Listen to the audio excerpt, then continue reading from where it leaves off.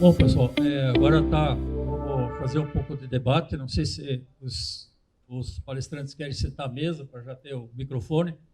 E está aberto a perguntas já foram feitas algumas, mas acho que deve ter mais algumas aí em aberto. Eu acho que as apresentações foram excelentes do ponto de vista de custo de produção, mas nós temos um assunto aqui que é que é o nosso eficiência energética. E esse assunto ele entra, o Mauro falou, né? Botar painéis fotovoltaicos hoje, mas nos projetos anteriores era água quente, solar. Mas eu trabalho com eficiência energética e isso eu não considero eficiência, isso eu considero diminuição, né, de custo, mas tudo bem, mas não é a eficiência. A minha pergunta agora a gente viu muito bem, eu gostei muito, do ponto de vista de construtivo. Agora, nesse ponto de vista construtivo, é possível incluir, de alguma forma, o custo no decorrer da vida da construção? Porque o que é? Existem dois lados de ver eficiência energética. A gente tem pelo lado da oferta e pelo lado da demanda. Vocês, quando falam do objeto, do orçamento construtivo, estão falando da oferta, vocês estão ofertando. Pelo lado da demanda, significa o consumidor. Então, se nós considerarmos 50 centavos por dia menos energia, por eliminação natural ou por metodologias construtivas, material construtivo, que normalmente não é muito mais caro, ou não é mais caro, e isso significa em 1.300.000 um grande ganho de custo. E como é que a gente pode ver isso, aí já fazendo a pergunta para os três, dentro dessa visão? Você colocou o BDI ali, até aqui, né? Mas o BDI também é uma visão do lado, né? Como é que nós podemos começar a mensurar isso nos projetos Minha Casa Minha Vida, pensando em o custo que é viver dentro dessa casa? Entendeu? O que nós podemos ganhar e como é que a gente pode ver isso já na orçamentação?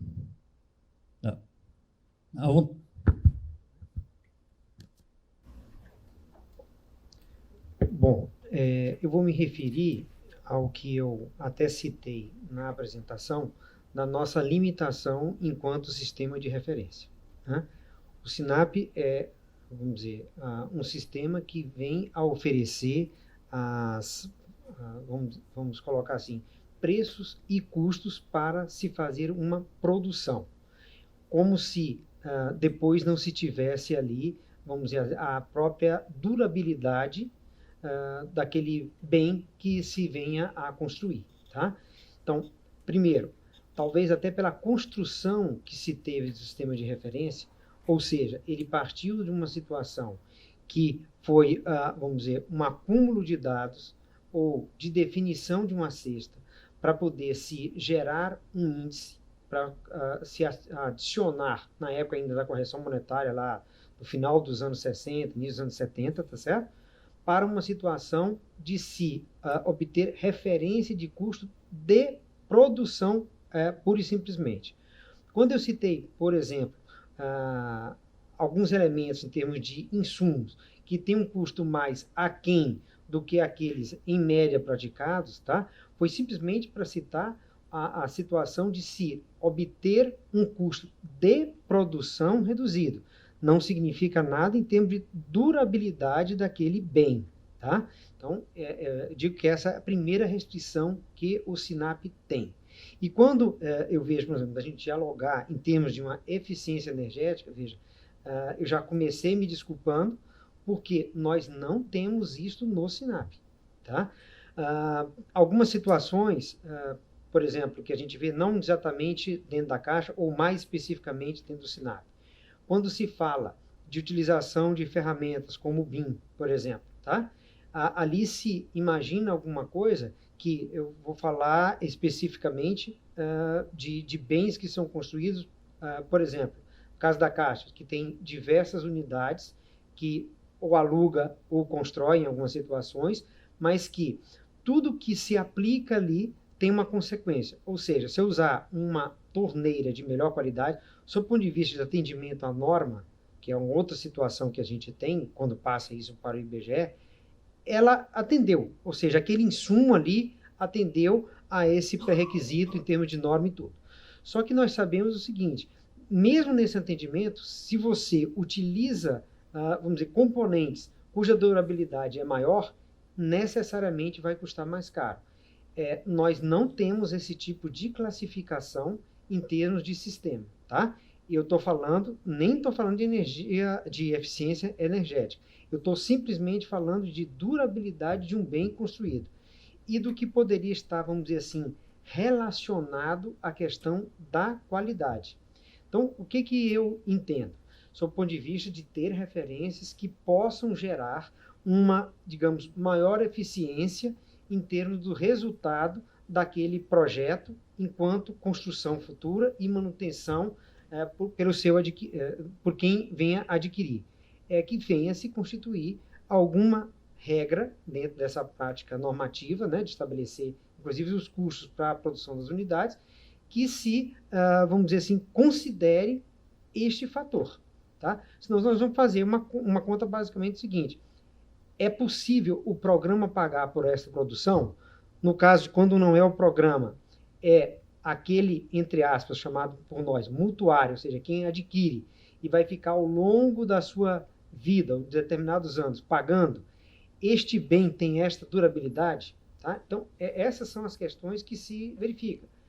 Vamos ver, então, da eficiência energética do ponto de vista do menor custo que eu tenha para poder manter aquela edificação com conforto térmico adequado. Nós citamos aí, né, porque esta é uma prática, isto foi colocado em termos de produção, as paredes de concreto. Tá? As paredes de concreto, uma vez utilizadas, elas necessitam, para se alcançar uma condição de, por exemplo, reduzir os custos numa situação de uma região quente. Tá? O que se pode fazer? Vai se aplicar ali uma solução, vamos dizer assim, direta, que é o uso do ar-condicionado, por exemplo. Havia uma discussão vária. Em algumas localidades muito quentes, vai precisar do aparelho de ar-condicionado. É tão importante quanto o tamanho da edificação. Então, essas questões nós não tratamos no SINAP. Poderemos passar a tratar de uma forma, entre aspas, indireta, adicionando ali insumos ou até sistemas construtivos que sejam mais compatíveis com essa, vamos dizer, dita eficiência. Tá? Então, eu estou sendo franco com vocês e, por isso, iniciei a minha apresentação aqui, né, nossa enquanto SINAP, justamente citando este fato. O SINAP, ele é, basicamente, hoje ainda, lamentavelmente, um sistema que dispunha de determinadas referências essas que foram, eu vou chamar assim, atualizadas, do ponto de vista aferidas, revisadas, para se conter. Mas não há uma diretriz de governo para dizer o seguinte: olha, eu vou pautar aqui para que as obras do governo sejam mais eficientes do ponto de vista energético. Ou seja, eu vou tratar de projeto melhor, tá certo? Eu vou tratar de insumos adequados para que isso possa ocorrer. Quando eu digo projetos, inclusive de solução arquitetônica mesmo, que, vamos dizer assim, favoreça, por exemplo, ventos dominantes, favoreça, vamos dizer, a insolação adequada, tá certo? Então, esses aspectos nós não tratamos em termos de SINAP. No máximo, a gente trata ainda, entre aspas, de alguma técnica construtiva, como foi o caso das paredes de concreto. Eu não sei se eu respondi ao que vocês perguntaram especificamente, porque, de fato, eu não tenho uma solução disso no SINAP.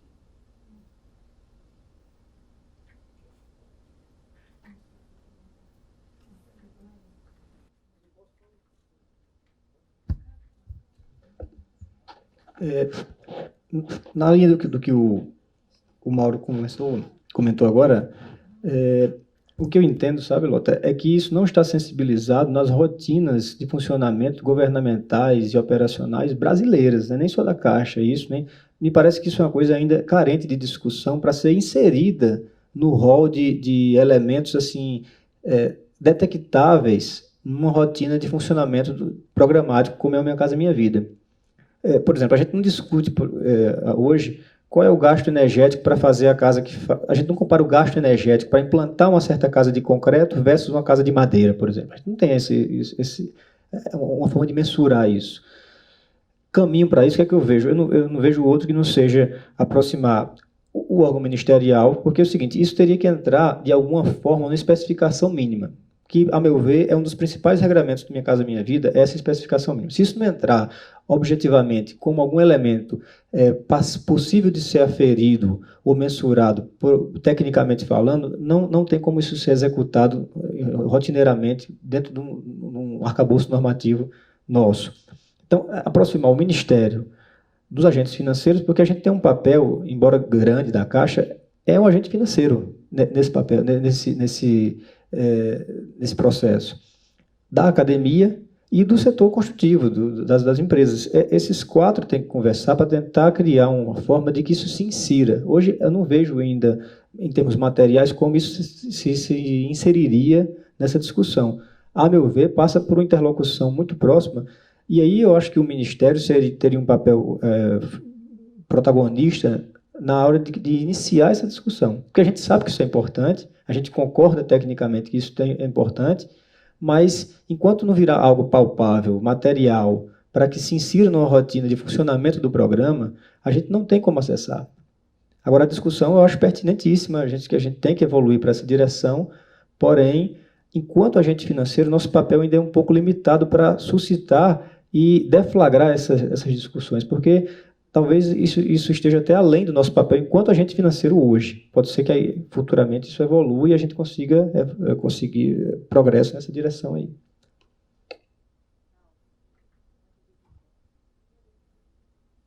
Oi. Meu nome é César, eu trabalho aqui na habitação com o programa de oferta pública, né? Que aí não é da Caixa, é dos bancos privados.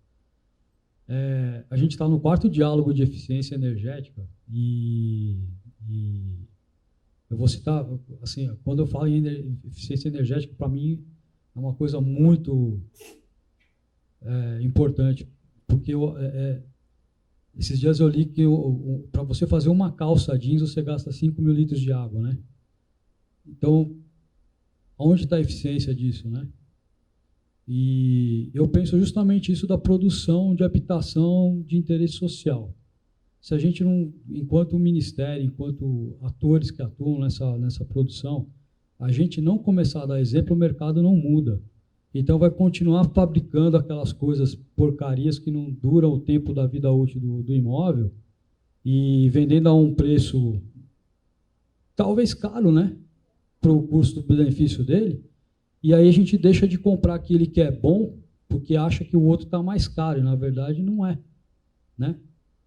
E é interessante que a gente, às vezes, não se percebe que, às vezes, não é só a produção da habitação depois que ela está pronta, ela é energeticamente eficiente. Eu não acho que tem que ser por aí. Eu acho que a gente tem que ver o todo, desde do material que vai ser empregado, como que ele é produzido, como que ele é levado para aquele local que foi escolhido para fazer a produção, até, de repente, o ambiente urbano que ele está sendo inserido. Talvez a gente fala muito na questão do SINAP, a questão de obras, e esquece dos elementos que podem ser agregados naturalmente. Por exemplo, arborização no ambiente, uma praça, uma qualidade de vida para o empreendimento, que eu acho tão importante quanto e que pode também produzir uma eficiência energética ali no microclima daquele local. E eu acho que, de repente, se a gente começar a pensar dessa forma, em termos de SINAP, e eu falo isso que a gente está no quarto diálogo, eu participei de 2, porque os outros 2 eu estava viajando. Então, mas... perdi. Sim. E no caso tem mais 2. Eu não vi na emenda dos outros 2 diálogos alguma coisa que diga da questão do ambiente urbano. É só em termos de habitação ou do imóvel, ou do que quer que seja. Eu acho importante que, se a gente colocar a questão da arborização, a questão da eficiência de uma tecnologia do ambiente urbano para contribuir na eficiência energética, vai ser muito melhor em termos de produção de habitação para a população de baixa renda e, de repente, mudar o viés do mercado da construção civil no todo. E aí acabar com essas coisas que são porcaria e só valorizar aquilo que é bom, né? Então, assim, não tem uma pergunta específica, mas fica à vontade, inclusive até para a GIZ, de repente, não sei se dá tempo de contemplar alguma coisa nesse sentido para um próximo diálogo, alguma coisa assim. Tá bem? Obrigado. Eu tenho uma pergunta específica, se não tiver nenhum comentário. Salvamar, né? Em cima do que você falou aí, a questão essa comparação da casa de alvenaria com a de madeira, que é uma grande questão para mim, que eu trabalho com PNHR. E eu queria entender essa questão da rotina, que você até trouxe isso agora, né? A existência de rotinas. Eu queria entender o porquê, se a gente construiu, você falou em especificações mínimas, foi construídas especificações mínimas para habitação de madeira, foi com profissionais qualificados, porque foi com o Sistema Brasileiro, né, de Florestas, teve a participação do IBAMA, do ICMBio, a gente trouxe, a Caixa participou, o Banco do Brasil, o INCRA, vários. Então, foi assim, foi um período de discussão que levou a uma especificação que já tinha também um lastro do próprio Serviço Florestal Brasileiro, que já tem uma unidade, até ali na L4, fica em exposição, já tem anos, ele já tem uma experiência construtiva, já tem produção de material, tem livro em cima disso. Então, eu queria entender, porque eu já fiz esse questionamento para a Caixa, por que não decolou? Por que a gente não conseguiu contratar uma única unidade? Foi o que o agente financeiro me respondeu, em madeira, se a gente começou esse processo porque havia demanda. E a gente foi cobrado, inclusive, na época da... Como é que era? Não era GE. Não era GE, era o que chamava antes. Era GE, não, mas antes não era um... É um G da vida, que vocês adoram mudar de nome.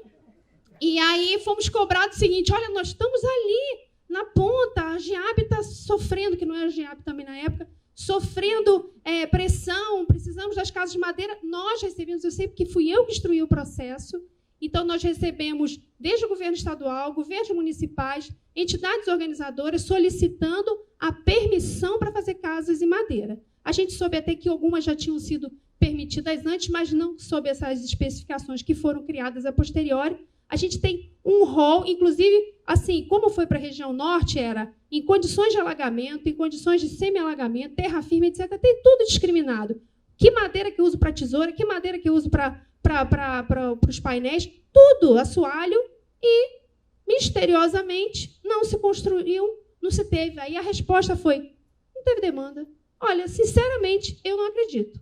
Eu estou dizendo sinceramente a você, eu não acredito que não houve demanda. Eu queria saber o que faltou, que rotina que faltou. Se foi da nossa parte, do Ministério, eu gostaria de continuar nesse processo para essa construção, porque uma casa de madeira na região norte, onde eu tenho disponibilidade desse material, para mim é eficiência de construtiva. É eficiência energética, sim, porque eu também, um lugar que é muito quente, a madeira tem suas vantagens. Eu tive profissionais importantes, pesquisadores, que construíram essas especificações. E o que aconteceu? É uma questão. Posso até complementar, acho que tem um pouco a ver com o meu questionamento. Boa tarde. Acho que vai, talvez, um pouco mais geral do que o que a Cláudia acabou de exemplificar aqui nessa questão da casa de madeira. Quer dizer, o SINAP, ele é como vocês falaram, um sistema de referência, né? Então, ele tem ali um repositório de uma série de materiais que já foram pesquisados os preços, que o IBGE atualiza periodicamente, etc., né? Como a Caixa tem também outros manuais de outros, vamos dizer, outros passo a passo, como se fossem cartilhas e manuais para facilitar muita gente a conseguir acessar e trabalhar junto com a Caixa. Então, o Sinap, por exemplo, para uma construtora, um orçamentista de uma construtora, se ele já usa o Sinap para fazer a sua própria orçamento da sua obra, ele já está, mais ou menos como você falou, falando a mesma língua que a Caixa está falando, então vai ser mais fácil daquele projeto ser aprovado, daquelas contas baterem no final, daquela empresa do BDI sair a conta certinha, etc. Mas, ao mesmo tempo, sendo um repositório, ele é um repositório finito, né, de materiais. Ele, chega uma hora, tem coisas que ainda não estão no Sinap, produtos novos que chegaram, novas tecnologias, de repente, tipos diferentes de madeira, ou tipos diferentes de sistemas construtivos. A minha pergunta, assim, o meu questionamento é assim, até que ponto vamos dizer, uma tentativa da Caixa de sistematizar ou padronizar um processo não pode, ao mesmo tempo, ser um pouco um inibidor de uma inovação. Quer dizer, a pergunta é, como é que, então, um produto inovador, uma tecnologia inovadora, ou, de repente, uma tecnologia que não é inovadora, mas para uma região pode ser importante, como é que ela entra no Sinap, sabe? Se uma empresa desenvolveu uma tecnologia nova e resolve e não está no Sinap, como é que isso entra? E se é difícil ou não? Né? A coisa da madeira. Tem certas regiões que, de fato, é difícil chegar a cimento. Será que, então, a madeira não é mais apropriado? Então, eu fico sempre nesse questionamento entre, às vezes, um facilitador, por um lado, né, normativo, de processo, até que ponto ele não vira, às vezes, um inibidor da inovação. Não sei se eu fui claro.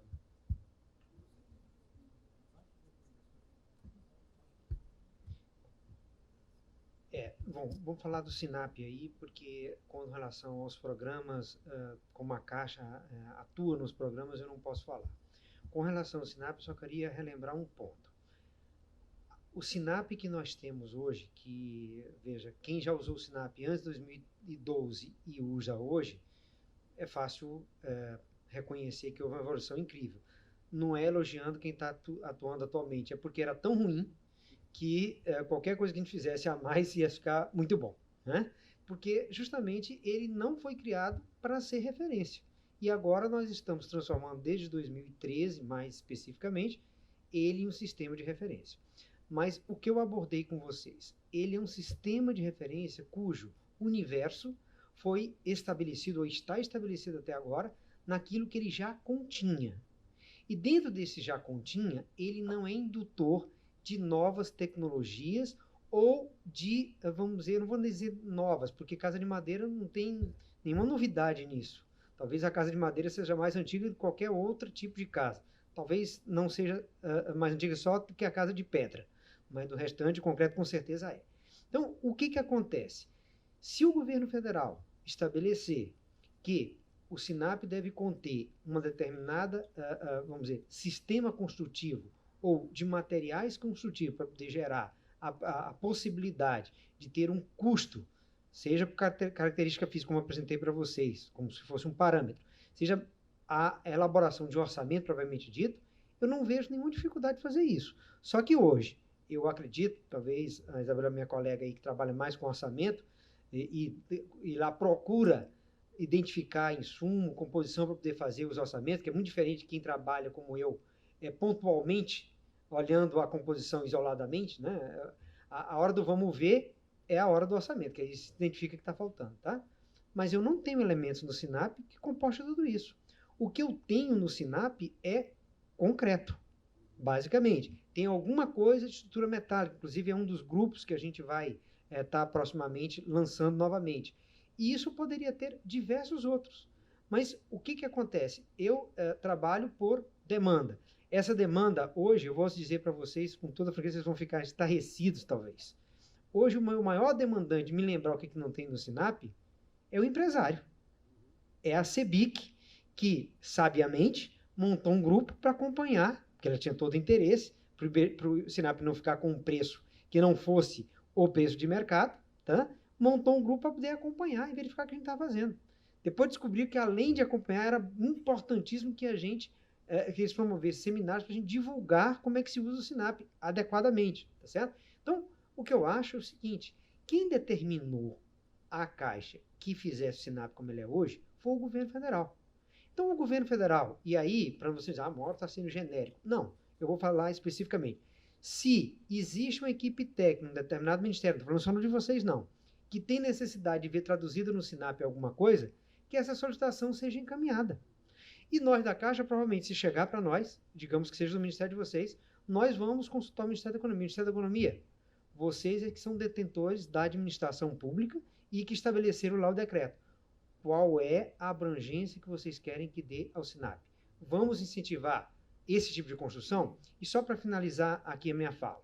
Por exemplo, por iniciativa nossa, nós nos aproximamos das associações de reciclagem.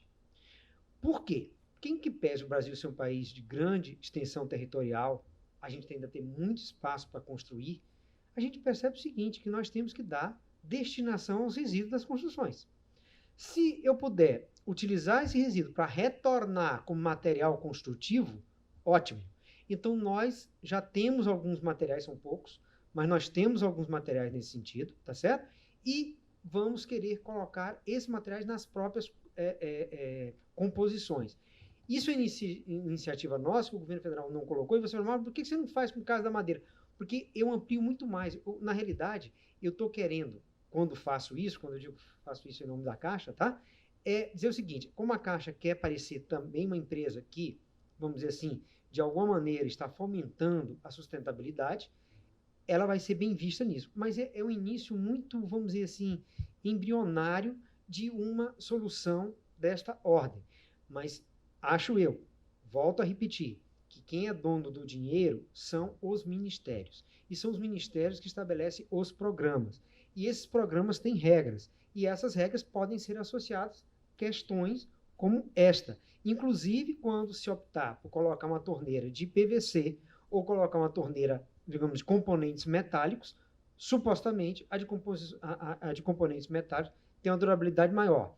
Hoje em dia, se eu tivesse que colocar na minha casa um sifão metálico ou alguma coisa semelhante, ou um desse corrugado, tá certo, de PVC, eu colocaria o corrugado. Por quê? Em termos de manutenção, ele é muito mais simples, a durabilidade dele pode não ser eterna, mas o custo dele é muito baixo. Então, ele me dá um resultado a longo prazo. Numa casa, por exemplo, que eu moro de 20 anos, eu tenho lá e ele me serve muito bem. Tá? Então, é nesse sentido, gente, que eu falo a vocês o seguinte, o SINAP não é indutor de novas tecnologias, novos materiais. Você perguntar como é que faz. Eu sou muito procurado, quando eu digo eu estou falando da nossa equipe aqui, em eventos onde eu estou, por pessoas que dizem, olha, eu tenho uma grelha fantástica para poder utilizar aí na captação de água pluvial, tá? Aí me explica, fala assim, olha, eu gostei muito da sua explicação, vou te dizer o seguinte, na medida em que o SINAP vá a campo, né, e detectar que essa grelha está sendo usada, nós vamos ter este insumo e possivelmente vamos ter essa composição. Mas nós não vamos atender ao fabricante aqui, sob o ponto de vista de criar isso no SINAP, porque não é, vamos dizer assim, a nossa atribuição, tá? É diferente se o governo vier a fixar. Digamos, olha, eu quero agora ter casas ou edificações, digamos, de estrutura de madeira, de fechamento em madeira ou de outros fechamentos qualquer, tá? Nós vamos criar essa condição no SINAP. Não há por que não criar. Nós temos condição de fazer isso, tá? Se antecipar em relação a isso, por exemplo, o que já tem, fazer um comparativo do que é o custo dele. Se antecipar aquilo que já tem, lá no arcabouço de vocês, e já fazer esse comparativo do que é o custo-benefício melhor entre esses materiais, não tem condições de já fazer isso? Para, de repente, até sugerir aos ministérios colocar como sendo as especificações mínimas. Assim, ó, o melhor para isso aqui não é torneira de plástico, é torneira de metal. Então, especificação mínima, torneira de metal. Ah, sifão pode ser de plástico. Não precisa ser de metal. Existe essa possibilidade? Não, vamos dizer, no escopo de atividades que nós fazemos no SINAP, não. Porque é o que eu disse para vocês, os próprios orçamentos de referência, nós fazemos com a intenção de mostrar como é que se aplica as referências do SINAP na construção ou na elaboração de um orçamento, tá? Mas isso é um exemplo de utilização do SINAP. Então, a atribuição nossa é, vamos dizer assim, criar, manter e divulgar as referências. E qual é o nosso escopo de referência hoje? Aquelas que já existiam com as devidas sucessões em função de sistemas que ficaram obsoletos, tá? Mas nós não fazemos essa indução. Volto a afirmar, acho que este papel, ele deveria ser, na minha opinião, eu posso dizer até como leigo, porque eu não trabalho nos ministérios, tá certo? Mas, assim, me parece que seria uma atribuição do governo, enquanto dono do recurso, e definindo para que programas ele quer utilizar aquele recurso. Se as ferramentas, enquanto referência, por exemplo, não existem, nós vamos nos virar para fazê-las, tá? Assim que elas forem identificadas como algo que tem que estar no escopo do SINAP. Eu vou falar uma coisa aqui, em que pese está gravando, tá? Mas para dizer a vocês o seguinte, de fato, o que ocorre? Aliás, o governo federal resolveu um problema. Ele podia ser, vamos dizer assim, atribuída a ele a responsabilidade de ter custos superfaturados. Por quê? Porque ele, governo federal, não sei como é que acontece, se na Alemanha tem alguma coisa, tá? Mas ele, governo federal, precisava dizer o seguinte, olha, eu aceito até determinado preço. A partir disso tem que me justificar. Ele conseguiu isso com o SINAP. Mas esse SINAP deveria ser, vamos dizer assim, agregado de muito mais coisas, ou ter a participação de outros órgãos, para poder ter, vamos dizer assim, alguma coisa mais. Vamos dizer, o ministério aqui de vocês, olha, nós identificamos, e às vezes isso é associado aqui no Brasil, como casa de madeira ser alguma coisa de um custo mais baixo. Não necessariamente é, tá? Mas se isso for associado, dizer, olha, o ministério precisa produzir alguma coisa dessa ordem, tá? Vamos ter um programa dessa ordem. Precisamos de elementos, o governo não tem referência, caberá então o SINAP, já que é um sistema de referência do governo, passar a adotar. Só que isso não é uma demanda hoje, digamos, de quem comanda esse assunto, ou comandava esse assunto, que era o antigo Ministério do Planejamento, hoje Ministério da Economia, para que a gente venha a suprir, tá? Então é só isso que eu quero deixar claro para vocês.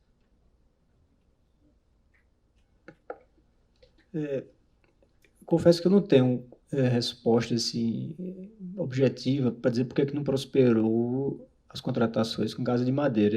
Eu, enquanto engenheiro, não estou falando nem em nome da Caixa aqui, eu lamento assim, que isso não tenha progredido, não tenha avançado.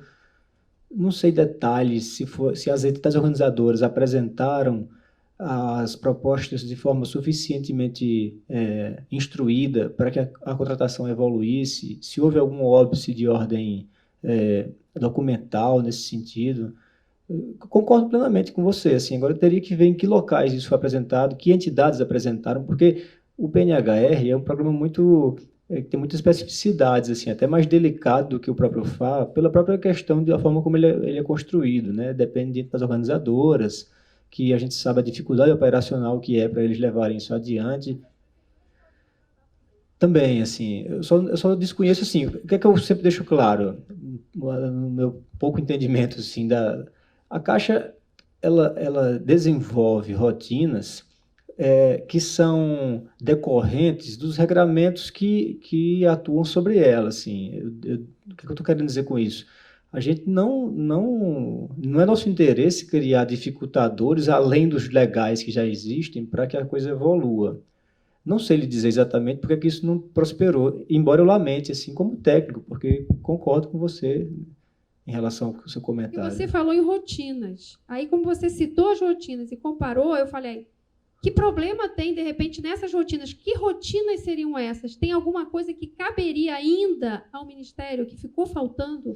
Não. Porque, pela informação que eu consegui obter, é que não teve demanda. Isso é que eu não consigo entender. Se a resposta fosse, houve demanda, mas a demanda não foi qualificada, eu compreendo perfeitamente, porque, além de ser uma coisa nova e foi exigente, né? Porque uma coisa é você fazer assim, substituir, é parede, eu taco qualquer madeira, eu faço alguma coisa. Outra coisa é você ter critério, como foi feito aquela, que você deve, talvez você tenha tido contato com essa especificação dessa norma 318, né? Sim. De 2014. Então, uma coisa é não ter proposta qualificada, eu entenderia perfeitamente. Outra é a resposta não teve demanda. Eu não consegui entender se foi construída a norma em cima da demanda. A gente não teria construído correndo se não houvesse a demanda. O que eu falei das rotinas é o seguinte, elas são resultantes do arcabouço legal que pressiona a Caixa para operacionalizar. Assim. Agora você fala assim, não, houve proposta com casa de madeira e não progrediu por algum óbice normativo, eu desconheço. Quem respondeu a você que não houve demanda, não sei. Não fomos nós lá na gerência de padrões. A gente pode ver quem foi que respondeu isso e se ele tem dados que suportem esse teor de resposta que você recebeu. Eu não sei lhe informar. Porque até o INCRA queria esse tipo de informação. O próprio Laboratório de Floresta, de 2016, fez esse questionamento. Uhum. E aí foram 2 órgãos até envolvidos e que fizeram o questionamento. Falaram, olha, a resposta que nós obtivemos é que não houve Da contratação. Caixa essa resposta? Da Caixa, Foi... eu tenho a resposta até. Como eu falei, não participei dessa Então, construção. assim, o que poderia ser? Você falou, é perseguir essas normas. A gente tinha uma norma, que é a portaria número 318 de 2014. Então, existia uma norma regulamentando... Valmar, então é isso. deixa eu tentar contribuir, não porque trabalho na habitação, mas em respeito aos meus 30 e poucos anos de Caixa, tá? Eu acho que se a Caixa respondeu, não estou defendendo ninguém, mas se a Caixa respondeu que não teve demanda, é porque seguramente não teve demanda. Mas uma coisa que pode ser feita é o seguinte, se foi feito um planejamento para se ter um programa para atender a este segmento, vamos colocar assim, tá? É buscar nesse segmento que considerou-se utilizar para caracterizar esta demanda, onde foi que houve o problema. Ou seja, perguntar a eles o seguinte, vem cá, você apresentou a sua demanda à Caixa, e aí vamos verificar se ele efetivamente apresentou à Caixa. E aí vamos ver dentro da Caixa por que não progrediu. Porque eu entendo como agente financeiro a Caixa, o que ela tem maior interesse? É ganhar o dinheiro fazendo e prestando esse tipo de serviço. Então, não haveria restrição. Vou comentar com você por conta de uma situação muito antiga, tá? Não sei nem se é válida hoje, mas nós tínhamos um problema que era a questão de garantia com relação ao uso da madeira, tá? E principalmente quando tinha recurso do fundo de garantia, que não me recordo mais, porque faz muito tempo isso, tá? Que havia restrição dessa ordem. E era um problema sério porque o Sul tinha uma cultura de usar madeira e que era admitido no Sul se utilizar e em alguns lugares, como aqui no Centro-Oeste, que eu tenho um parente que tentou fazer uma casa e que teve, entre aspas, negado o financiamento em função dessa questão da garantia. Ok. Então, assim, a minha sugestão, até para a gente sair desse impasse, no sentido de ter alguma coisa objetivamente respondida, é que tentem descobrir onde foi caracterizada a demanda e por que essa demanda ou não chegou à Caixa ou chegou à Caixa e essa pessoa teve um resultado, entre aspas, negativo. Sim, é um passo que eu gostaria, eu até estou pensando em fazer isso independentemente, mas por que eu perguntei? Porque a Caixa dizia, eu estou com as demandas aqui, eu não posso contratar porque vocês não normatizam, vamos embora normatizar isso. É isso que eu estou falando. Não, por isso que eu não consigo entender. O que você está dizendo é um pouco diferente do que eu havia compreendido. Se você está dizendo que alguém da Caixa te falou que já tinha demanda lá com ela... À época, foi construído todo esse esforço. Por que a gente começou a fazer esse esforço? Porque havia uma pressão, inclusive do agente financeiro, falou assim, olha, nós estamos com pressão aqui para fazer a Caixa de Madeira, já começamos a receber projeto. Aí eu acho que talvez, até por orientação do próprio agente financeiro, para pressionar, não que eu esteja falando que é negativo, não, muito pelo contrário, eu sou uma que incentivo, pressiona lá o cara, que ele que pode fazer. Talvez, eu estou chutando. Começou a chover aqui também. Então, já teve algumas propostas, vieram até com o projeto pronto. Vieram até assim, com planta, usando a madeira, dizendo... A gente tem isso no processo que instruiu a portaria. Então, assim, o agente financeiro disse isso para a gente. Olha, vamos embora, a gente precisa fazer esse negócio. Aí o coordenador, o chefe, gerente à época, vamos procurar ver como é que a gente consegue viabilizar. Aí começamos a fazer os contatos com outros órgãos. Porque disse que já estava lá dentro. Eles só não tinham autorização para contratar, porque não havia uma norma que balizasse. Eu acho que está simples de verificar. Se o problema era ter norma, bem, o Ministério criou a norma, e alguém afirmou que já havia demanda dentro da Caixa, é descobrir quem foi esse alguém, porque deve estar assinado por alguém, quando eu digo pelo menos citado o nome, tá? E procurar se saber. Não, o fato, gente, é que se a gente precisa resolver alguma coisa, eu sou do tipo seguinte... Coloco o processo debaixo do braço e corro em cada lugar, em cada instância que eu tenho que resolver o problema. É assim que eu resolvo os problemas. Tá? Então, se isto é um problema, não vejo outra solução. Mas eu lhe digo que se eu pudesse fazer isso, eu já teria feito há muito tempo. Mas eu não posso fazer isso. Tá. Não, bom, pessoal, a gente previa até às 18 horas, já são 18h30. Eu não sei se os senhores querem uma palavra final. Eu agradeço muito, acho que foi muito bom a gente ver como funcionam as coisas. Esse projeto ele vai adiante, ele vai chegar lá nas prefeituras, nos locais, para discutir exatamente essa questão da eficiência energética do Minha Casa Minha Vida, né, para que a gente veja, de repente, inclua nas avaliações o custo de energia de uma casa quando faz a avaliação do orçamento da obra, né? São só alternativas, assim. Mas eu agradeço muito, acho que foi muito interessante a gente saber como funciona o SINAP, né? Quanto é que ele contribui para isso. E aí deixo a palavra ali para os senhores darem uma palavra final, e aí a gente encerra o evento hoje. Tá? Muito obrigado por senhor.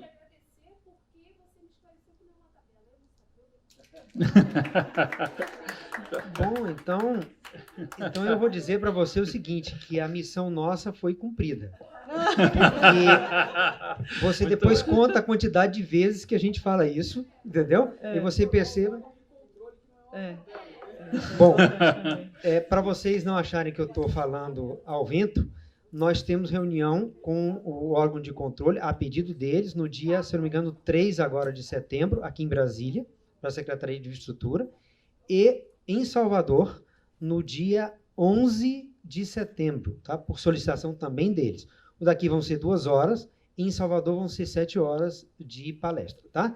Então, o que a gente faz é, vamos dizer assim, buscar garantir que todos os setores que estão envolvidos na utilização de uma referência tenham a compreensão do que é essa referência. Se um ou outro deturpam essa legislação utilizando de uma forma indevida ou obrigando a trabalhar como tabela, é uma situação que nós vamos ter que atuar pontualmente para poder demonstrar que não é assim, tá bom?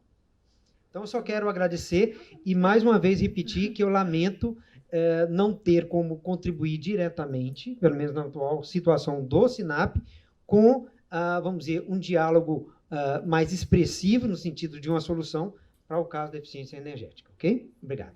Pessoal, eu também só tenho a agradecer, tá? Para a gente sempre é uma boa oportunidade falar do SINAP, né? Mostrar justamente o que o Mauro falou, né?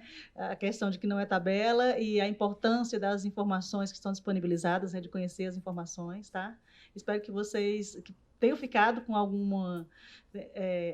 guardem essas informações, possam entrar na internet, verificar, estudar um pouco do SINAP para usarem de forma consciente, tá? E é só isso aí. Obrigada. Agradecer também e desculpar se eu não consegui ser conclusivo em todas as respostas, que infelizmente tem coisas que a Caixa tem quase 100 mil funcionários aí, infelizmente a gente não tem assim, domínio, né, de todos os conteúdos e respostas que foram emitidas em nome dela. Mas a colaboração nossa continua sendo a máximo possível aí e estamos à disposição para a hora que vocês precisarem novamente, é só nos contactar. Obrigado. Uma coisinha, eu acho que nós não colocamos, não lembro de ter colocado, né, Mauro? Mas qualquer dúvida, sugestões, críticas, podem escrever para o nosso e-mail, gepad03@caixa.gov.br, tá? A gente responde geralmente no prazo máximo de 3 dias, tá?